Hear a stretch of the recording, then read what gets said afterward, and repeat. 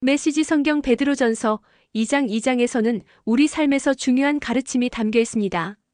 먼저 우리는 영적 성장에 집중하며 순수한 말씀의 젖을 사모해야 한다고 강조합니다. 의는 우리 안에서 성숙함을 이루고 하나님께 더 가까이 다가가는 길입니다. 이어 베드로는 예수님을 살아있는 돌, 즉 우리를 위한 기초로 설명하며 우리 역시 살아있는 돌로서 영적 집을 세우고 하나님께 영광 돌리는 삶을 살라고 가르칩니다. 또한 예수님을 믿는 자들에게는 특별한 축복이 주어지지만 믿지 않는 자들에게는 예수님이 걸림돌이 될 수 있음을 경고합니다. 마지막으로 우리는 하나님의 특별한 백성이며 그분의 빛을 세상에 비추는 소명받은 자들임을 강하게 상기시킵니다. 이 가르침은 그리스도인으로서 어떻게 살아가야 할지 분명히 알려줍니다. 메시지 성경 베드로전서 2장 말씀으로 들어갑니다. 그러니 여러분을 깨끗이 정리하십시오. 악의와 위선, 시기와 악담을 말끔히 치워버리십시오. 하나님을 맛보았으니 이제 여러분은 젖먹이 아이처럼 하나님의 순수한 보살핌을 깊이 들이키십시오. 그러면 하나님 안에서 무럭무럭 자라서 성숙하고 온전하게 될 것입니다. 살아있는 돌. 살아있는 돌, 곧 생명의 근원을 맞이하십시오. 일꾼들은 그 돌을 얼핏 보고 내다버렸지만 하나님께서는 그 돌을 영광의 자리에 두셨습니다. 여러분은 건축용 벽돌과 같으니 생명이 약동하는 성소를 짓는 데 쓰일 수 있도록 자신을 하나님께 드리십시오. 거룩한 제사장이 되어 그리스도께서 인정하시는 삶을 하나님께 드리십시오. 성경에는 이러한 선례가 있습니다. 보라, 내가 돌 하나를 시온에 둔다. 모퉁이 돌 하나를 영광의 자리에 두겠다.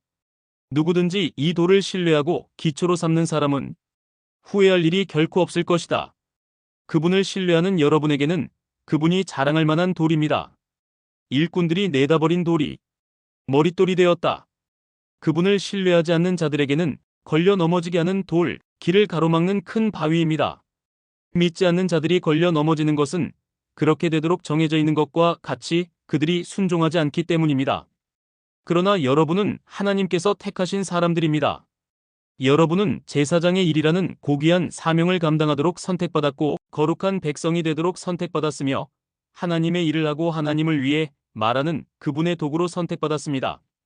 그것은 하나님께서 여러분을 위해 밤낮으로 행하신 특별한 일, 아무것도 아닌 자에서 중요한 자로, 거절당한 자에서 받아들여진 자로 바꾸신 일을 다른 사람들에게 전하게 하시려는 것입니다. 친구 여러분, 이 세상은 여러분의 본향이 아닙니다. 그러니 이 세상에서 여러분의 안락함을 구하지 마십시오. 자기 욕망을 채우려다가 영혼을 희생하는 일이 없게 하십시오. 여러분은 이 세상을 본향으로 삼은 사람들 가운데 본이 될 만한 삶을 살아서 여러분의 행실로 그들의 편견을 없애십시오. 그러면 그들도 하나님 편에 서서 그분께서 오시는 날에 그분을 찬송하는 자리에 참여하게 될 것입니다. 훌륭한 시민이 되어 주님을 자랑스럽게 해드리십시오. 권력자들의 수준이 어떠하든지 그들을 존중하십시오. 그들은 질서 유지를 위해 하나님께서 보내신 밀사들입니다. 하나님의 뜻은 여러분이 지속적으로 선을 행하여 여러분을 사회의 위험 요소로 여기는 어리석은 자들의 생각을 고쳐주는 것입니다.